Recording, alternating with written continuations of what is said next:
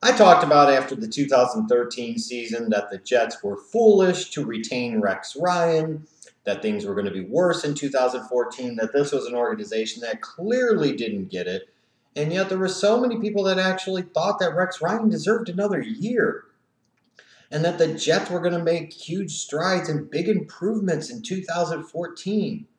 The fuck were you people talking about? What the hell did you see that I didn't see that was so obvious to me? Now, there's reasons I like making fun of the Jets organization. It's either the stupidity of the crap that they do, or it's the stupidity of the crap that Jets fans and Jets defenders say about them. 2014 was the disaster season that more people, frankly, should have predicted, like I did. And now that the season has happened and I was proven to clearly be right about it, you can all that disagreed with me eat shit and like the taste of it. Why was 2014 such a disaster?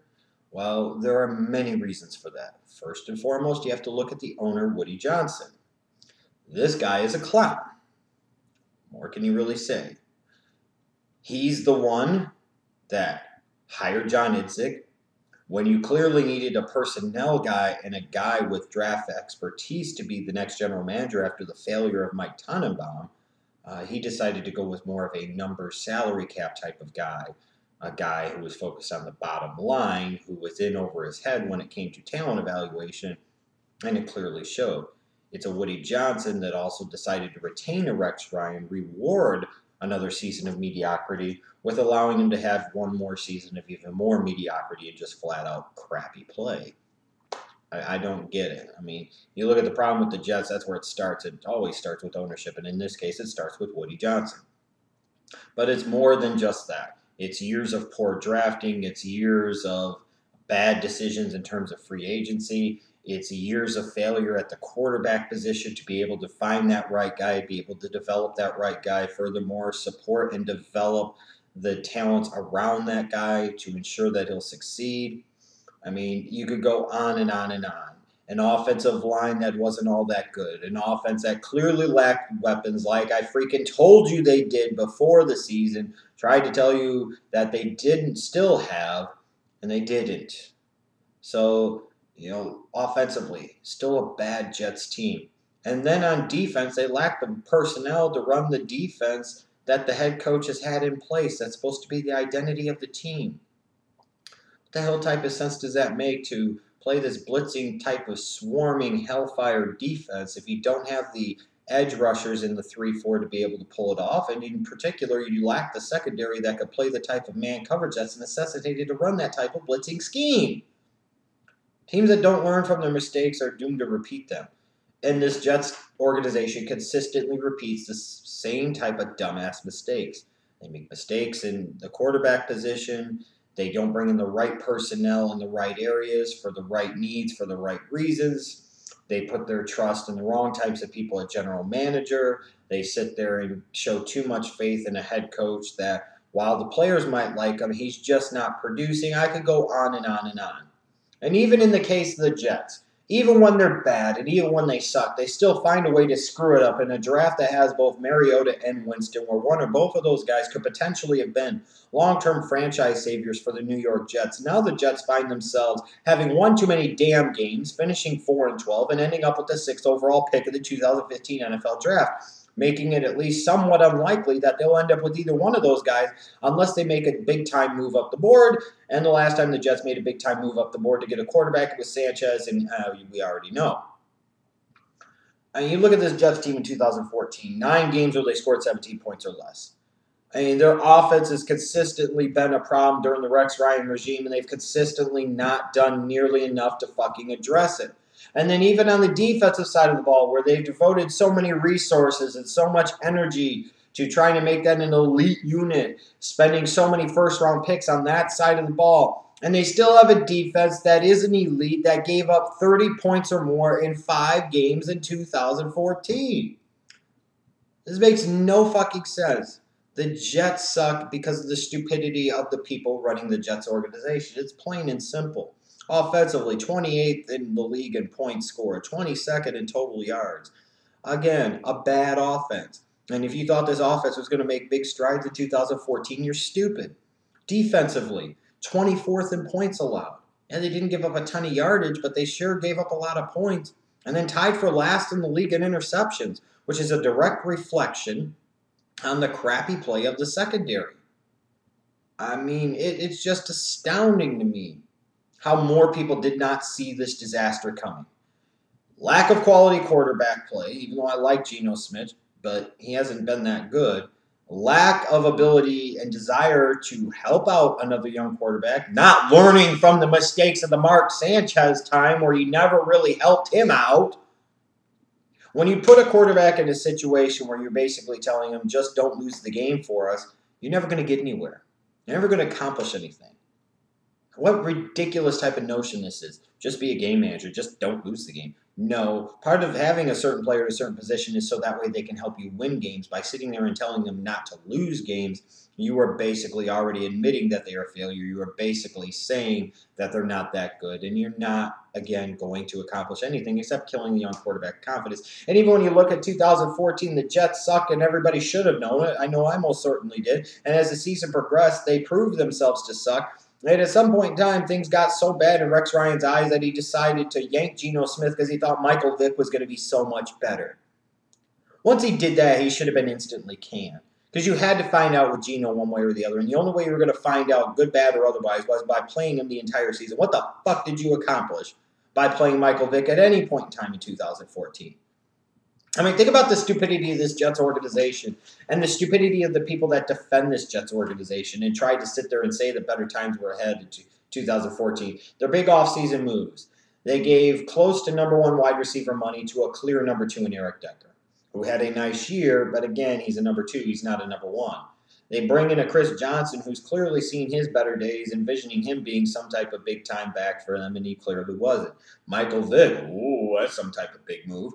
And then Percy Harvin, they make that trade in the middle of the season. Well, by then it's too fucking late. And even when he comes in, you know, you're making this move, and there's no guarantee you're even going to have him past 2014. Just all types of stupidity. And where the stupidity really comes through is in the NFL draft. Since 2010, the Jets have had 6 first-round picks, 6 of these motherfuckers. And every single one of these picks, they have spent on a defensive player. That's even with spending a first-round pick of 2009 and trading up 12 picks in order to get a Mark Sanchez. And that's even again in 2013 once they took a Geno Smith in the second round. What do the Jets figure in their logic of logics, in their Jet way, is the best way to support a young quarterback and a best way to improve that offense is to continue to draft on the defensive side of the ball because they are dumbasses. Hey, ding-dong, dumb dicks, your offense consistently sucks. You consistently draft the same way, and offense still said consistently sucks. Can you not see the fucking correlation of what the damn problem is here? And you look at the 2014 draft, they did it again. They spent a first-round pick on a goddamn safety in Calvin Pryor. How'd that work out this year? I told you how fucking stupid that pick was, and clearly it freaking was. Wouldn't you feel a little bit better, Jets fans, if your team would have taken Brandon Cooks or maybe Kelvin Benjamin? Oh, Pryor was a need. Pryor was a need. If he was a need in 2014 after so many first-round picks being spent on defensive players and so many resources spent on the defensive side of the ball, what does that truly say about the talent evaluation of your fucking organization? No! You have to have an offense to be able to win in the National Football League. And you most certainly, if you have a young quarterback, have to at least try to fucking build around him to give him any chance at all to succeed, which is a lesson you should have learned from the whole Mark Sanchez butt fumble of his 4 years as a starting quarterback. And no, they're just doing the same goddamn thing again with Geno Smith. In a class of a draft loaded at wide receiver, perhaps the most talented single wide receiver class in any NFL draft in fucking history, the Jets wait until round 4 to address the position, and then when they do, they reach both times. They take a Jalen Saunders, who they end up cutting after a few games, who's now returning kicks in New Orleans, and then fucking Shaq Evans, a guy I thought was like a 6th or 7th round talent, if even that. In a draft class that was so loaded with talent at that position. In a draft class that in the 4th round, they still had Martavis Bryant that they could have drafted, I believe not once but twice. They took Jalen Saunders and Shaq Evans instead. Instead of taking somebody like a Brandon Cooks or a Kelvin Benjamin, they took a Calvin Pryor instead. It's not hard to see why this Jets organization sucks. It's not hard to see why this Jets organization still consistently languishes in Jetland, if you will. It is not hard to see why this offense is terrible. Because they don't do anything to help that side of the ball. And even when they do it in the wrong areas, the wrong times, in the wrong places, and they screw it up. In a draft class loaded with wide receivers, you reached on 2 guys in the 4th round, bypassing legitimate first-round talents in Cooks and Benjamin because you just had to have a fucking ball-hawking physical safety in Calvin Pryor. Think about that. Since 2010, 6 first-round picks, and they've devoted 6 first-round picks to the defensive side of the ball. That defense should be hands down the #1 defense in the National Football League, and it is anything but. They have to blitz so much because they don't have the natural edge rushers in the 3-4 to be able to consistently get pressure. Their secondary is still terrible, even though they've spent multiple first-round picks on corners, and now they spent a first-round pick on a safety. It's astounding, the stupidity of this organization. It truly is. What are the needs for this Jets organization this offseason? They need Woody Johnson to not be a dumbass. They need Woody Johnson to hire a qualified personnel man as a general manager. And then they need to find an actual quality head coach that will be able to get more out of this roster, that will be actually willing in lockstep with the general manager to build up the offensive side of the fucking ball. I'm sure now that Jets fans are going to be all giggly tits about the possibility of Doug Marrone coming in and being that guy, being more of an offensive-minded head coach. And I agree, they need more of an offensive-minded head coach, and maybe he will be a good fit, and maybe he is the right choice, but only time will tell. It's not going to matter, though, if this Jets organization continues to repeat their mistakes of the past. You cannot sit there and devote every single first-round pick to the defensive side of the ball, still not have an elite defense, and totally neglect the offense and think that things are going to be okie dokie. For the Jets this offseason, their needs are as follows. Offense, offense, offense, offense, mother-humping offense. So, of course, they'll probably draft an outside linebacker in the first round. And that'll be the Jets. They'll do the same damn things that they always do, and they'll find themselves in the exact same position that they always do, and then wonder why things went wrong. When you are 4-12, you have needs pretty much everywhere. I don't give a damn what you think. The Jets have needs everywhere. They need a quarterback. They need more out of the running game than just Chris Ivory. They need something else at wide receiver. They need a couple of something else's at wide receiver. They need to rebuild that offensive line. If it's on offense, they fucking need it. So don't be sitting there if you're the damn Jets and devoting 2 of your first 3 picks to the defensive side of the ball like you did again in fucking 2014, like you did in 2013. Don't be sitting there and spending your first round pick. I don't care what the damn board says in terms of value on a defensive fucking player. Because if you do, here's what happens. I'll be clowning your asses when it comes draft time. I'll be clowning your asses heading into the 2015 season. You might sit there and have a little bit of an improved performance with a new guy in his first year at the job, but ultimately it's not going to matter 2 hella beans. In 2 or 3 years, you'll be right back in the same fucking position.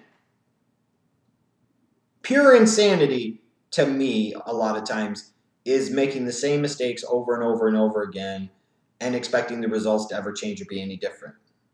If the Jets want to improve and Jet fans want to see this team be a legitimate NFL organization again, you can't repeat the same mistakes of the past period. 2014 was a disaster that I predicted and more of you should have seen coming. And 2015, if things don't change, will be the same exact thing.